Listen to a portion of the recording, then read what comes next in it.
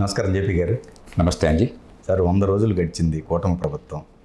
So ఇది మంచి ప్రభుత్వం అని చెప్పేసి వాళ్ళు క్యాంపెయిన్ కూడా స్టార్ట్ చేసుకున్నారు. మరోపక్క ఇదేం ప్రభుత్వం అని చెప్పేసి వైసీపీ వాళ్ళ సైడ్ నుంచి వాళ్ళు క్యాంపెయిన్ చేస్తున్నారు. సో ఓవరాల్గా చూస్తే సార్, అంతకుముందు మీరు గమనించిన ఆ ప్రభుత్వానికి 100 రోజులు పీరియడ్ కావచ్చు, ఈ ప్రభుత్వానికి 100 రోజులు గడిచిన ఈ పీరియడ్ కావచ్చు, కంపారిజన్ చేస్తే ఎలా అనిపిస్తుంది సార్ మీకు? సరే, పార్టీలు వాళ్ళ వాదన చెప్పుకుంటుంటాయి. ఓకే, కాబట్టి దాన్ని మనం పక్కన పెట్టేద్దాం. ఓకే, పక్షపాత రాజకీయాలు పార్టీలు పక్కన పెట్టేద్దాం. ఇవాళ ఆంధ్రప్రదేశ్ విషయాన్ని చూసినట్టయితే 2 కీలకమైన అంశాలు ఎన్నికల్లో ప్రజల ముందుకు వచ్చినాయి కానీ, ప్రజల తీర్పు కానీ. ఒకటి, సంక్షేమాన్ని అభివృద్ధిని సమతూకం తీసుకోవడం ఎట్లా. ఖచ్చితంగా గత 5 ఏళ్లలో సంక్షేమ అభివృద్ధి సమతూకం దెబ్బతినిపోయింది.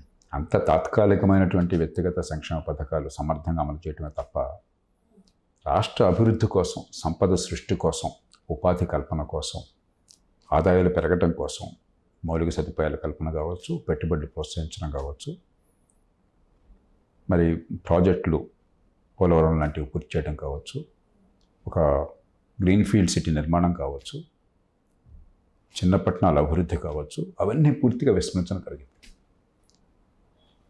కాబట్టి మొట్టమొదటిది ఆ కోణం నుంచి ఏ మేరకు జరుగుతుందో మనం చూడాలి. ఓకే. రెండోది, మరి అడ్డగోలు పరిపాలన. అసలు చట్టమే లేదన్నట్టుగా, బడితోన్నవాడిదే బర్రె అన్నట్టుగా. ప్రజాస్వామ్య సమాజంలో ప్రజలు బాధ్యతనిచ్చారు జవాబుదారితనంతో. ప్రజల కోసం ప్రజలు ఇచ్చిన బాధ్యతని సక్రమంగా నెరవేర్చాలి. అలా కాకుండా ఇదేదో సొంత రాజ్యంలాగా, వ్యక్తిగతమైన అధికారంలాగా, దానికి ఏ రకమైన అడ్డు లాపు లేనట్టుగా మరి శృతి మించేసి మన దేశంలో చట్టబద్ధ పాలన సరిగ్గా లేదు. ఏ పార్టీ ఎక్కడ ప్రభుత్వంలో ఉన్నా కూడా జాతీయ స్థాయి కానీ రాష్ట్రం కానీ చట్టం ఉన్నవాటికి చుట్టంగా ఉన్నమాట వాస్తవం. దానిలో కూడా అసలు బరి తెగించి అడ్డు ఆపు లేకుండా అన్లిమిటెడ్ విశృంఖలంగా రైట్ ఒక ఎక్స్ట్రీమ్కి తీసుకెళ్ళారు. ఈ రెంటిని మనం చూడాలి, ఏం జరుగుతుంది చెప్పాలి. ఓకే. కొంతమేరకు చట్టబద్ధ పాలన అడ్డగోలుగా పరిపాలన తగ్గిన దాన్ని కాస్త కళ్ళెం వేయడం కోసం ప్రయత్నం జరుగుతుంది. ఇది సరిపోదు.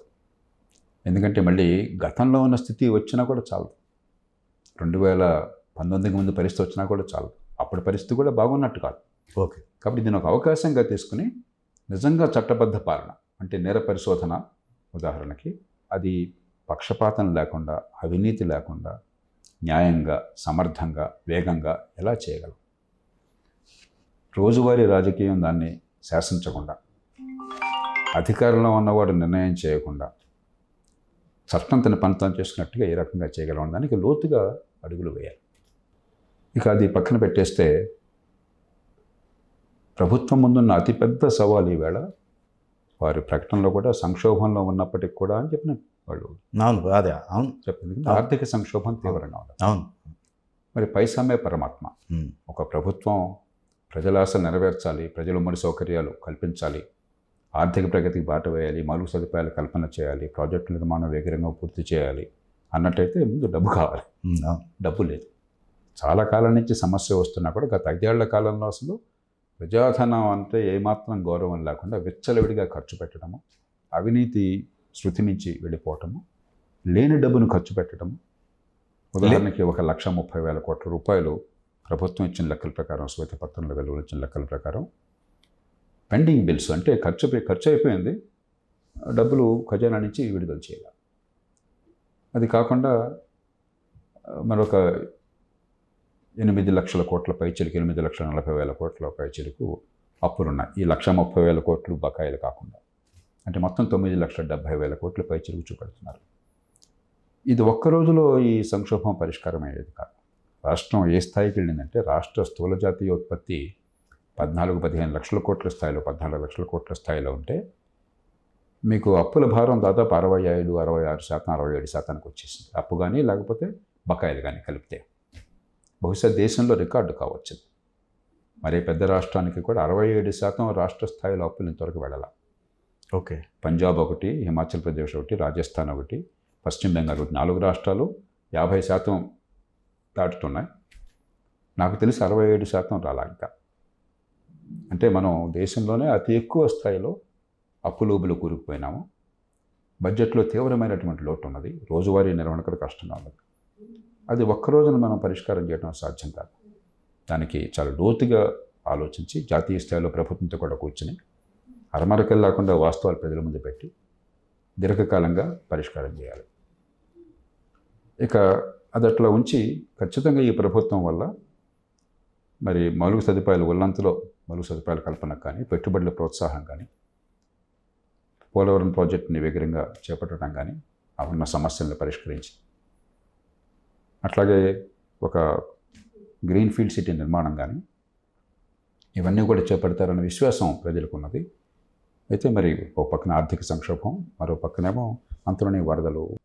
అంటే ఇక్కడ మేజర్గా చూసుకున్నట్టే సార్, ఈ 100 డేస్లో ల్యాండ్ టైటిలింగ్ యాక్ట్ రద్దు కావచ్చు, పోలవరం రివర్స్ టెండరింగ్ ఏదైతే ఉందో దాన్ని రద్దు చేసేసి ఇప్పుడు పాతదే చేయటం కావచ్చు, అట్లానే కల్తీ మద్యానికి సంబంధించింది ఆ పాలసీ కూడా విధానం మార్చేశారు. ఇట్లా 1 by 1 సార్ వరుసగా చేసుకుంటూ పాతవి ఏవైతే చంద్రబాబు నాయుడు గారు ఆయన భోగలాలసుడు కాదు, ఆయన అధికారాన్ని అడ్డం పెట్టుకుని హాయిగా సర్వ సుఖాలు అనుభవించే మనిషి కాదు. రాత్రింబవళ్ళు ఆయన కష్టపడే మనిషి, యంత్రాంగాన్ని కదిపి వాళ్ళని ఇన్స్పైర్ చేసి పనిచేయించే మనిషి. ఆ నమ్మకం ఉంది కాబట్టి ప్రజలు ఆ రకంగా బాధ్యతను అప్పచెప్పారు. కాబట్టి ఖచ్చితంగా ఆర్థిక పరిస్థితి అనుకూలించినంత మేరకు ఈ ప్రభుత్వం చిత్తశుద్ధ ప్రయత్నం చేస్తున్న విషయం ఎవరికి అనుమానం లేదు. ఆ పనులు జరుగుతాయి. ఓకే, నేను స్థూలంగా మౌలికమైన సమస్యల్లో వెళ్తున్నాను. రైట్. అండ్ ఒకటి సార్, వరదలప్పుడు మనకి జగన్మోహన్ రెడ్డి గారు ఒక స్టేట్మెంట్ ఇచ్చారు. ఎందుకంటే మీరు ఆ శాఖకు సంబంధించిన వ్యక్తిగా నేను ఒకటి అడగాలనుకుంటున్నాను. ఏంటంటే ఆయన అన్నది ఏంటంటే స్టేట్మెంట్లో, వరదలు వచ్చిన తర్వాత ఐఏఎస్ ఆఫీసర్లు ఉన్నారు కదా, వాళ్ళకి చెప్పేస్తే మొత్తం వాళ్ళంతా చూసుకుంటారు, ఒక 1 వీక్ అయిపోయిన తర్వాత వచ్చేసి రివ్యూ చేసుకుంటే అయిపోయేది, ఎందుకైనా నైట్లు పూట నిద్ర పట్టక అటు ఇటు తిరుగుతూ ఉన్నాడు ఈ వయసులో, అది ఇది అని చెప్పేసి అన్నారు సార్. నిజమేనా? అట్లనే ఉంటుందా నాయకులు అనేవాళ్ళు? ఇవన్నీ కూడా అనవసరమైనటువంటి చర్చ. ఓ ప్రభుత్వ యంత్రాంగం, అధికారులు కావచ్చు, నాయకులు కావచ్చు, ముఖ్యమంత్రి కావచ్చు, పట్టించుకోకపోతే పట్టించుకోలేదని గొడవ పెడతాం మనం. ఓకే, జనం ఆహాకారాలు చేస్తున్నారు, ఇంత కష్టంలో ఉన్నారు, ఏం ప్రభుత్వం, ఏం అధికార యంత్రాంగం, ఏ నాయకులు పట్టించుకోకుండా ఉన్నారని చెప్పి మనమే తిడతాం కదా. అవును. ఒక ఉపద్రవం, ఒక ప్రకృతి వైపరీత్యం వచ్చినప్పుడు కూడా ప్రభుత్వం స్పందించకపోతే ఇంకెందుకు ప్రభుత్వం తగలెట్టినా? ఒక యుద్ధం వచ్చినా, ప్రకృతి వైపరీత్యం వచ్చినా, శాంతి భద్రతల సమస్య వచ్చినా అప్పుడు కూడా ప్రభుత్వం స్పందించకపోతే ఇంక ప్రభుత్వం ఎందుకు? అందుకే ఐఏఎస్ ఆఫీసర్లను పెట్టుకుందాం అంటున్నారు. వాళ్ళు చేయాల్సిన పని మా నాయకులు. ఐఏఎస్ ఆఫీసర్లు మాత్రమే పనిచేసి మీరు హాయిగా పడుకున్నట్టయితే ఇంకా ఎన్నికెందుకు? ఐఏఎస్ ఆఫీసర్కి అధికారం ఇచ్చేద్దాం. కాబట్టి ఇవన్నీ ఏంటంటే ఒక్కొక్క ప్రభుత్వానికి ఒక్కొక్క శైలి ఉంటుంది, ఒక్కొక్క నాయకుడు. ఓకే, ఉదాహరణకు మోదీ గారు అనుకోండి, ఆయన ప్రాజెక్టులు ఎందుకని మోదీ ప్రభుత్వంలో పార్టీలు పక్కన పెట్టేసండి, ఎందుకని జాతీయ రహదారులు కావచ్చు, మిగతా మౌలిక సదుపాయాల కల్పన కావచ్చు శరవేగంగా పరిగెడుతున్నాయి. ఆయన స్వయంగా పట్టించుకుంటారు, ఆయన కార్యాలయం స్వయంగా పట్టించుకుంటారు. మీరు అనొచ్చు ప్రధానమంత్రి పట్టించుకోవాలన్నా జాతీయ రహదారి నిర్మాణం కోసం చెప్పి ఆయన ఇంట్లో పడుకోవచ్చు కదా హాయిగా అని చెప్పి అనొచ్చు. రైట్. కానీ ఇంట్లో పడుకుంటే ఏం జరుగుతుందో మనం చూసాం. అలా కాకుండా ఇది ప్రాణం వడ్డీ, దానికోసం ప్రభుత్వ నాయకుడు ఇది సాధించాలని చెప్పిన గట్టిగా తపన పడి పట్టుదల ఉంటే జరుగుతుంది, ఏం జరుగుతుందో మనం చూసాం. కాబట్టి అది నాయకత్వ శైలిని బట్టి, వాళ్ళ లక్ష్యాలను బట్టి, వాళ్ళ ప్రాధాన్యాలను బట్టి ఉంటుంది. పని చేస్తే ఎందుకు పని చేసామని చెప్పనేది అది విద్యుల్లో దానికోసం ఆ చర్చలోకి వెళ్ళటం అది సరైనది కాదు. పొరపాట్లు జరుగుతుంటే ఏం పొరపాట్లు ఉన్నాయి మనం చెప్తాం. మరింత ఆలోచించే అవకాశం అంటే ఈ రకంగా ఆలోచించని చెప్తాం. అంటే అది కాదు సార్, రాజకీయాలు చేయొచ్చు, రాజకీయం అనేది ప్రతి సందర్భంలో చేయొచ్చు, కానీ అవసరం లేని చోట కూడా రాజకీయం జరుగుతుంది. అది అంతకంటే నేను చెప్పాను అప్పుడు. అది అర్థమైంది సార్, మీరు చేస్తుంటే దాని మీద విమర్శ అనవసరం. రైట్. అదే అర్థం లేని చోట రాజకీయం. ఓకే. ముఖ్యంగా సార్, సమాజంలో చట్టం, న్యాయం, సిస్టమేటిక్గా ఉంటే సిస్టమ్ కరెక్ట్గా ఉంటుంది.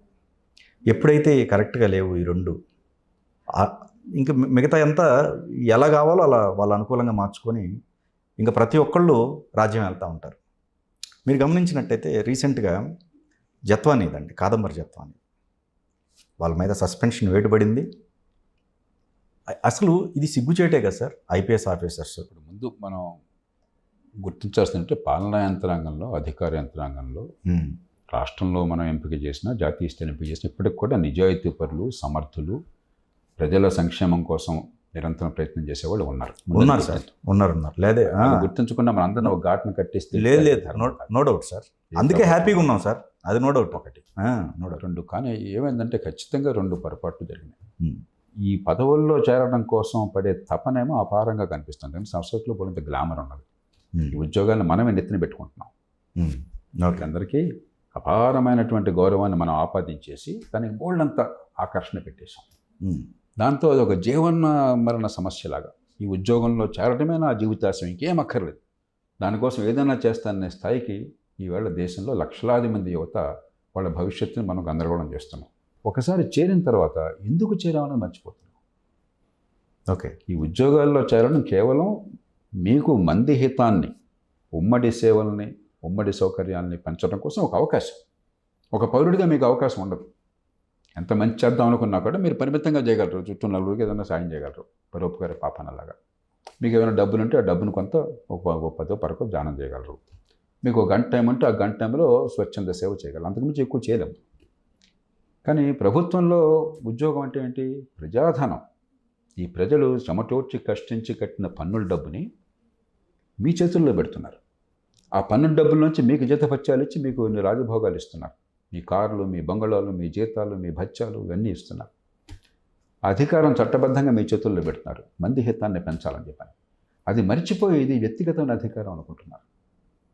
దానిలోకి చేరడమే గొప్ప విజయంగా సమాజంలో కూడా తప్పనదు. ఒకళ్ళు సెలెక్ట్ కాగానే మనం ఎంత ఆకాశానికి ఎత్తేస్తున్నాం. వాడికి అప్పుడుగా కొమ్ములు లేకపోయినా కొమ్ములు మనం తీసుకొస్తున్నాం. నిన్నటిదాకా ఒక సామాన్యుడిగా సమాజంలో ఉన్నవాడిని గౌరవిద్దాం, గౌరవించొద్దని అంటలా. మనం కొమ్ములు ఇచ్చి మనం అహంకారాన్ని పెంచి మనం పాదాక్రాంతులం అయిపోయి మనం దాసులుగా మారిపోయి బానిసత్వంలోకి వెళ్ళిపోయి వాళ్ళు చాలా పైన ఉన్నట్టుగా మనం కింద ఉన్నట్టుగా మనం ప్రవర్తిస్తున్నాం. వాడు నమ్మటం మొదలెడుతున్నారు. అది వాడి జన్మ హక్కు అనుకుంటున్నాడు. ఎన్నికైన వాడు కావచ్చు, ఎంపికైన వాడు కావచ్చు. రైట్. చట్టబద్ధ పాలన లేనప్పుడు వాడు రాజును మించిన రాజభక్తి చూపెడుతున్నాడు. వాడికి ఏమర్థమైంది? అధికారంలో ఉన్న వాళ్ళని ప్రసన్నం చేసుకుంటే చాలు, జనానికి ఏమైందో మనకు అనవసరం. జనానికి మంచి చేసామా చేయగా, మన వల్ల సమాజానికి మంచి జరిగిందా, మందిహితం పెరిగిందా నాకు అనవసరం. అధికారం ఉన్నవాడు కాళ్ళు పట్టుకున్నామా, వాడిని ప్రసన్నం చేసుకున్నామా, అది చాలు. దాంతో నా భవిష్యత్తు బ్రహ్మాండంగా ఉంటుందన్న స్థాయికి తీసుకొచ్చాం మనం. పార్టీల ప్రవర్తన కూడా అట్లానే ఉంది. మీరు మనిషి సామర్థ్యాన్ని బట్టి, మనిషి వల్ల జరిగే మంచిని బట్టి కాకుండా నాకు ఎంతగా నేను చెప్పిన మాటకి తానా అంటే తందానా అంటే వాడిని నేను చేరదీస్తున్నాను. కాబట్టి చాలామంది దురదృష్టం కొద్దీ తమ సొంత ప్రయోజనాల కోసం, సొంత పబ్బం గడుపుకోవటం కోసం ప్రజా ప్రయోజనాలను దారుణంగా పణం పెడుతున్నారు. కాబట్టి పాలనా యంత్రాంగంలో జవాబుదారీతనాన్ని మళ్ళీ తీసుకురావాల్సిన అవసరం దేశవ్యాప్తంగా ఉన్నది, రాష్ట్రాల్లో ఉన్నది. ఒక చిన్న ప్రయత్నం చేస్తే ఈ ప్యారలల్ రిక్రూట్మెంట్, కనీసం సామర్థ్యం ఉన్న వాళ్ళు బయట నుంచి మనం తీసుకొద్దాము. ఎందుకంటే ఏదో ఇప్పుడు ఒకరోజు 23 ఏళ్ల వయసులో పరీక్ష పాస్ అయితే వాళ్ళు మాత్రమే నా దేశంలో పనికొచ్చేవాళ్ళు ఇంకెవరు లేరా? ఆనాడే పరీక్షకు వెళ్ళకపోయి ఉండొచ్చు, ఆనాడు ఆసక్తి లేకపోవచ్చు, కానీ ఏదో రంగంలో అద్భుతమైనటువంటి నైపుణ్యం ఉండొచ్చు, దేశానికి పనికొచ్చేవాళ్ళు కావచ్చు. అలాంటి వాళ్ళకి మనం ఆకర్షించకపోతే, వాళ్ళందరినీ తీసుకురాకపోతే, వాళ్ళ వల్ల మంచి సేవలు పొందకపోతే దేశంలో పరిపాలన ఎట్లా బాగుపడుతుంది? కేవలం 23 ఏళ్ల వయసులో ఎంపికైన వాళ్ళ వల్లనే అయినట్టయితే ఈ విద్య ఎందుకు ఇంత అధ్వానంగా ఉంది ఈ దేశం? ఇందాక అనుకున్నాం కదా మనం. ఆరోగ్యం ఎందుకు ఇంత చండాలంగా ఉంది ఈ దేశంలో? మరుగు సదుపాయాలు ఎందుకు అంత అధ్వానంగా ఉన్నాయి ఈ దేశంలో? చట్టబద్ధ పాలన ఎందుకు ఇంత గందరగోళంగా ఉంది ఈ దేశంలో? అన్నీ బాగా జరుగుతున్నాయా? జరగడం లేదు. ప్రపంచంలో మౌలికమైనటువంటి పరిపాలన నుంచి ఫలితాలు ఏం రావాలని కోరుకుంటున్నామో చూసినట్టయితే పెద్ద దేశాలు 50 లెక్కేస్తే 50లో ప్రతి రంగంలో భారతదేశం అట్టడుగు 5 దేశాల సరసన ఉన్నది. మన పరిపాలన యంత్రాంగం ఎంత గొప్పదైనట్టయితే ఎందుకని ఆ బాటం 5లో ఉన్నాం మనం? అంతా వాళ్ళ వల్ల తప్ప నేను అంటలా. రైట్. కానీ ఖచ్చితంగా వాళ్ళ తప్పు లేదని మనం అనుకుంటే చాలా బాధపడుతున్నాం. మన పదవుల్లో చేరటం ముఖ్యంగా సమాజం భావిస్తుంది. ఆ పదవుల వల్ల ఏం చేస్తున్నారో దాని గురించి మన సమాజం పట్టించుకోవట్లేదు. కాబట్టి ఈ బాధ్యతను మనం కూడా తీసుకోవాలి. మన పత్రికలు కానీ, మన సమాజం కానీ ఆ బాధ్యతను మనం తీసుకోవాలి. ఎందుకని మీరు ఆ బాధ్యతను విస్మరించారు? నీ వల్ల ఏం జరుగుతుంది, ఎందుకు ఏ ఫలితాలు వస్తున్నాయి, రాకపోతే ఎందుకు రావట్లేదని అసెంబ్లీలో ఎవరైనా ప్రశ్నించారా? ఇంతంత డబ్బు ఖర్చు పెడుతున్నాం, చదువు ఎట్లా పోతుంది అని అడిగారు ఎవరన్నా? ఇంతంత కష్టపడుతున్నాం, ఆరోగ్యం అందక ఎందుకు పోతున్నారని చెప్పి అడిగారా? రోజుకి ఇవాళ హైదరాబాద్ నగరంలో కొన్ని వందలో బహుశా కొన్ని వేల కేసులు డెంగ్యూ ఫీవర్ కానీ లేకపోతే మీకు చికున్ గున్యా కానీ వస్తున్నాయి. ఎందుకు ఇట్లా వస్తున్నాయి, దీన్ని ఎందుకు అదుపు చేయలేకపోతున్నారని అడిగారా? ఆ తప్పు మరి రాజకీయ వ్యవస్థది, సమాజానిది, పత్రికలది. మనందరం బాధ్యత తీసుకోవాలి. ఎవరిని తిరిగితే లాభం లేదు. అదే సరెండర్ అనేది కరెక్ట్ కాకపోవచ్చు. చట్టం సరెండర్ అవటం అనేది అనేసాం మనం. అదే సరెండర్ కాకుండా ఎలా చేస్తారు? మీరు జవాబుదారితనాన్ని మీరు ప్రతిష్ఠించాలా? మన పత్రికలు కానీ, మన చట్టసభలు కానీ, రాజకీయ వ్యవస్థ కానీ మీరు జవాబుదారితనాన్ని కోరకుండా నువ్వు మంచిగా ఉండయా, నువ్వు న్యాయంగా ఉండయా, నువ్వు ధర్మంగా ఉండయా అని చెప్పంటే ధర్మపన్నాలతో అవుతుంది అది. అలా ఏంటైతే గొడవ ఎందుకు అసలు? మహాత్మా గాంధీలు వస్తారు అక్కడికి, మామూలు మనుషులు వస్తారు. అవును. వాడి ప్రవర్తన శాసించే బాధ్యత సమాజానిది. జవాబుదారితనం తీసుకొచ్చే వ్యవస్థది. జవాబుదారితనం తీసుకురాకుండా ప్రతి వాడిని కూడా గుర్రంగాడిద తేడా లేకుండా నెత్తిని పెట్టుకుని మీరు ఆ. వాడు దుర్మార్గుడైనా, పనికిమాలిన వాడైనా, అవినీతిపరుడైనా, అసమర్థుడైనా కూడా నెత్తిని పెట్టుకుని పూజిస్తే మరి కాలక్రమేణా గుర్రాలు గాడిదలు అవుతాయి. కానీ చాలా కష్టం సార్. పోను డబ్బు ప్రభావం అసలు ఏ లక్షణాలు లేకపోయినప్పుడు కూడా, నాయకత్వ లక్షణాలు ఏ రకంగా లేకపోయినా వారసులు కూడా దిగుతూ ఉన్నారు, ఇక ముందు కూడా దిగుతూ ఉంటారండి. డబ్బు ఉంది, దానికి సంబంధించిన నెట్వర్క్ ఉంది, రైట్. ఇప్పుడు గ్రౌండ్ రియాలిటీ ఏంటనేది ఉండదు వాళ్ళకి సంబంధించి. ఓకే, నా ముందు వాళ్ళు సెల్యూట్ చేయాలి, నా ముందు అట్లా అయిపోతుంది సార్. అయిపోయి సార్. అందుకనే ఇప్పుడు నాలాంటి వాళ్ళని రోజు గొడవ పెట్టేది ఏమిటి, ఏదో మసిపూసి మరడిగా చేయబోకుండా, ఏదో హడావిడి ఆర్భాటం చేయబోకుండా దీర్ఘకాల దృక్పథంతో, దూరదృష్టితో, లోతైన ఆలోచనతో ఇప్పుడు వాళ్ళు కావలసిన మార్పులకి శ్రీకారం చుట్టండి. చట్టబద్ధ పాలన కావాలి అంటే ఒక మాట కాదు అది.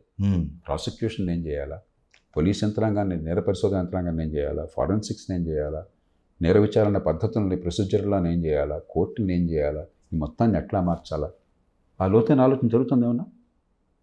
అట్లాగే విద్య బాగుపడాలని చెప్పి ఇంతకుముందు చర్చించుకున్నాం సార్. అసలు జీతాలు ఇచ్చేసి టీచర్ని పెడితే వచ్చేది కాదు, దాన్ని ఎట్లా రావాలా. అలాగే ఎన్నికల్లో డబ్బు ఖర్చు, మనం లోతైన విషయాల్లోకి వెళ్లకుండా ఏదో హడావిడి పెట్టేసి దేశం అంతా ఒక ఎలక్షన్ జరిగిపోతే దేశం అంతా అద్భుతంగా ఉంటుంది. ఆంధ్రప్రదేశ్లో కలిసే జరుగుతున్నాయి, అద్భుతంగా ఉందా ఏమన్నా సార్. అప్పుడు అట్లా మనం లోతుకి వెళ్లకుండా మనం అలా అనుకుంటే అప్పుడు పైపైన హడావిడి చేసేస్తున్నాం ఈ దేశంలో. ఎట్లా కొట్టే ఏదో ఒక నడిచిపోతాం, ఓ ప్రవాహాన్ని పడి కొట్టుకుపోతున్నాం తప్పితే సమస్య ఏమిటి, పరిష్కారం ఏంటి, ఎలా సాధించాలి. కొన్ని బాగా చేస్తున్నాం, ఎందుకని బాగా జరుగుతున్నాయి. కొన్ని అధ్వాన్నంగా ఉన్నాయి, ఎందుకు అధ్వాన్నంగా ఉన్నాయి.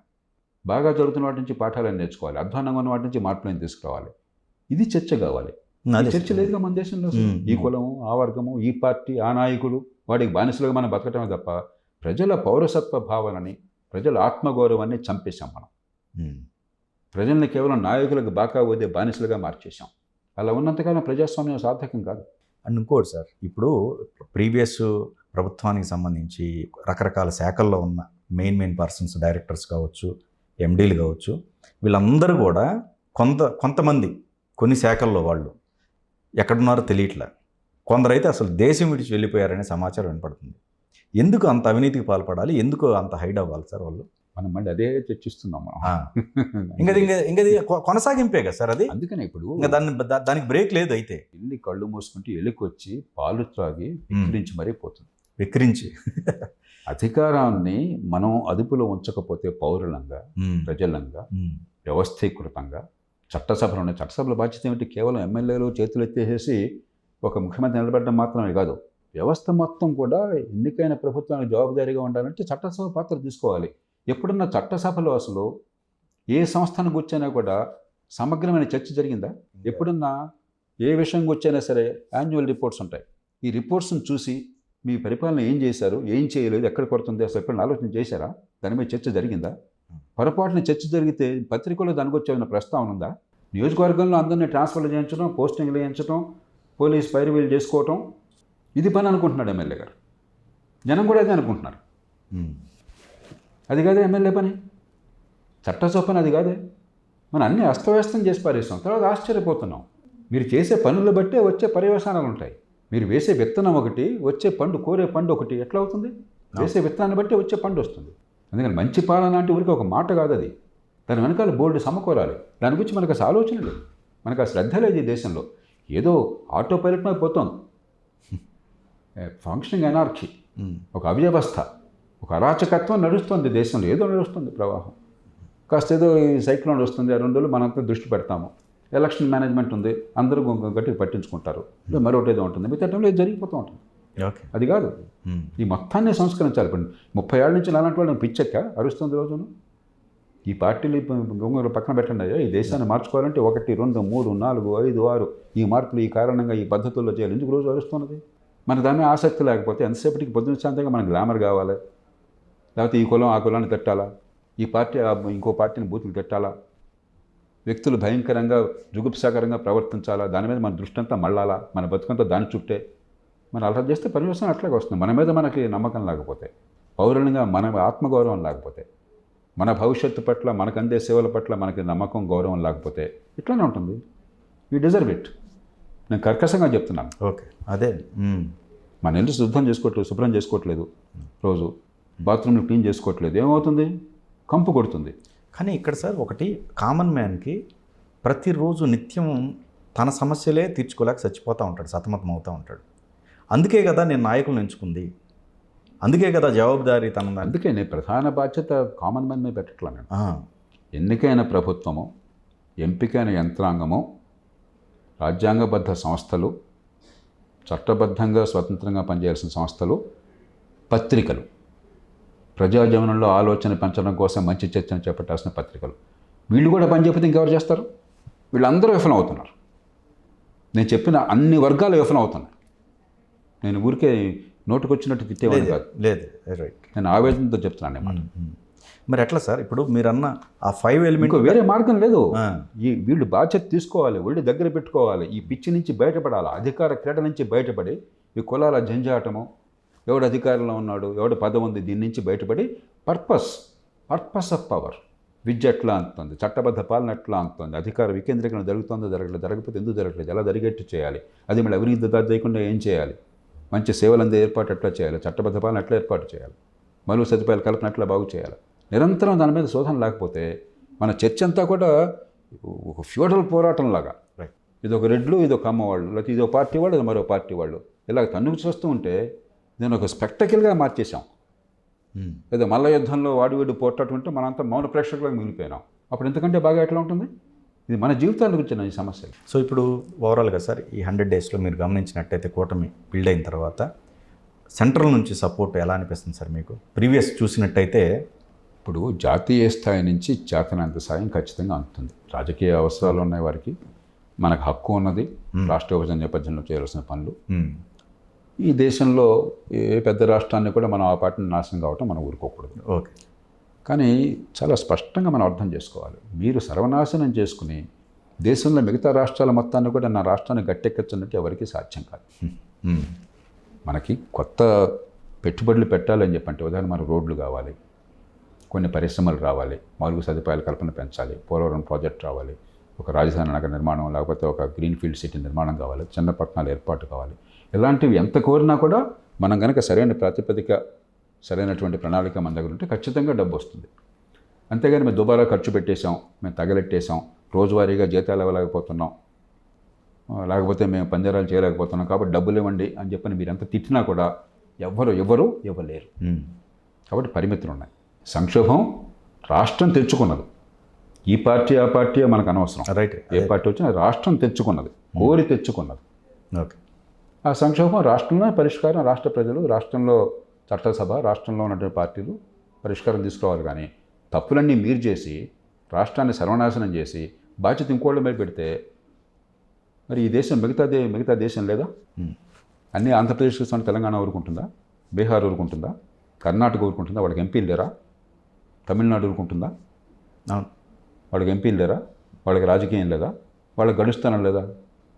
కాబట్టి ఆచరణ సాధ్యమైనవి మీకు వస్తాయి తప్ప మీరు గొంతెమ్మ కోట్లు కోరి మేము నాశనం చేసుకుంటాం, మీరు అన్నీ మాకు ఇచ్చేయండి, మీరు ఇవ్వకపోతే మిమ్మల్ని బదనాం చేస్తామని చెప్పంటే పరిపాలన జరగదు. నేను నిర్మోహటంగా చెప్తున్నాను. అదే నేను ఎప్పుడు కూడా మనకే కావాలని కోరుకుంటాను కదా. ఖచ్చితంగా. ఇప్పుడు మనకి కావాలని కోరుకుంటాం కూడా మనం పక్షపాతం ఒక గీత దాటితే మన మాట ఎవడో పట్టించుకోరు. రైట్. మీ మాట కూడా విలువ ఉండదు అక్కడ. ఊరికి మీరు వెళ్తుంటారు, ఏదో మీరు పేపర్లో డ్రామాలు చేసుకుంటుంటారు, వాళ్ళు వింటారు, మర్యాద కోసం పక్కన పెట్టేస్తారు, అంతే. ఏ రాష్ట్రమైనా జరిగేది అది. అదేలేండి సార్. కానీ మోస్ట్లీ కొన్న ప్రాజెక్టులు ఇప్పుడు పోలవరం ఆగింది కదా, అభివృద్ధికి ఆటంకం ఉండదు. రైట్. ఓకే. అభివృద్ధికి క్యాపిటల్ ఎక్స్పెండిచర్ చేతనైన వరకు సాయం చేస్తారు. మీరు కనుక ఒడుపుగా అందుకునే తెలివితేటలు మీకుంటే. రైట్. ఓకే. కానీ రోజువారీ ఖర్చు అదుపులో పెట్టిన బాధ్యత మీది. అనుత్పాదకమైన ఇరిగేషన్ కూడా అంతే కదా సార్? ఇరిగేషన్ కూడా సేమ్ సేమ్ డెఫినెట్గా అది అభివృద్ధిలో భాగం. రైట్. మంచి పథకాలు ఉన్నంతకాలం దానికి జరుగుతుంది. రైట్. కానీ రోజువారీ ఖర్చు, మీ సమస్య రోజువారీ ఖర్చు. ఓకే. ఇష్టం వచ్చినట్టు పెట్టేసుకున్నారు మీరు. అదే. రైట్. దానికి పరిష్కారం బయట నుంచి రాదు, మీ నుంచే వస్తుంది, మీ క్రమశిక్షణ నుంచి వస్తుంది. దానికి మూల్యం చెల్లించాలా, వేరే మార్గం లేదు. ఓకే. అదేలే, గడిచిన ఈ 5 సంవత్సరాల మూల్యం చెల్లించాలి. ఎవరు చెల్లిస్తారు? ఇప్పుడు ఏ పార్టీ చేసినా కూడా తప్పు మీ రాష్ట్రంలో జరిగింది, కరెక్టే లేదు సార్, బాధ్యత మీ రాష్ట్రం తీసుకోవాలి. రైట్. దేశం ఎందుకు తీసుకుంటుంది మీ తప్పులకి? ఓకే. ఈ మాటలు వినడానికి కర్కశంగా ఉండొచ్చు, కానీ ఇంకో పద్ధతి పనిచేయదు. సో మొత్తానికి ఆరంభం బాగుంది కూటమి. ఖచ్చితంగా. ఇప్పుడు అందుకనేగా ప్రజలు ఎంత పెద్ద ఎత్తున మద్దతు ఇచ్చింది. ఓకే. కానీ ఇళ్ళలకు కానీ పండుగ కాదు. ఉమ్, రాష్ట్రం ముందు చాలా పెను సవాళ్ళు ఉన్నాయి. నేను రాష్ట్ర ప్రజల్ని నిర్మోహటంగా మొదటి నుంచి చెప్తున్నాను. ఉమ్, చంద్రబాబు నాయుడు గారు కానీ ఆయన ప్రభుత్వం కానీ ఎంత సమర్థంగా ఎంత చిత్తశుద్ధితో పనిచేసినా కూడా వీళ్ళెవరు కూడా దేవుళ్ళు కాదు. ఉమ్. ఉన్న పరిస్థితుల లోపల వాళ్ళు చేయగలరు, కానీ ఉన్న పరిస్థితిని మౌలికంగా మార్చే శక్తి వాళ్ళకి ఎవరికి లేదు. ప్రధానమంత్రికి లేదు, ముఖ్యమంత్రికి లేదు. అదేలేండి, అంత పెద్ద డ్యామేజ్ చేస్తే దాన్ని వచ్చటమే టైం పడుతుంది. అంతే కదా సార్, అంతేనా? టైం పడుతుంది, దానికి మూల్యం చెల్లించాలి, త్యాగాలకు సిద్ధం కావాలి. త్యాగాలి సిద్ధంగా. వాళ్ళైనా నాయకులు, ప్రజలు కూడా ప్రజలే మరి చివరి బాధ్యత ప్రజలదే. ప్రజలదే కదా. నాయకుల జేబుల నుంచి వస్తుంది డబ్బు అంతా ఇది. అంతే కదా. అవును, ఎవడు తగలేసినా ఎవడు తిన్నా కూడా చివరికి ప్రజల ఖజానా నుంచి పోయేది, ప్రజల డబ్బే ఇది. కరెక్ట్. కాబట్టి చివరికి త్యాగాలు చేయాల్సింది ప్రజలే. నాయకులు ఎవరు త్యాగాలు చేయరు. ఓకే. ఇంత నాశనం చేసిన వాళ్ళు అధికారం ఉన్నా లేకపోయినా కూడా వాళ్ళకి రాజభోగాలు కొరత ఉందా వాళ్ళకి? ఏం లేదు. వాళ్ళ ఆస్తులకి ఏమైనా భంగంగా వాటిల్లిందా? ఇంకా పెరుగుతున్నాయి. కాబట్టి చివరికి మూల్యం చెల్లించేది ప్రజలే. ఓకే. అది తెలియక మనం పిచ్చి పనులు చేస్తే మూల్యం మరింత ఎక్కువ చెల్లించాల్సి వస్తుంది. Okay. Thank you so much sir.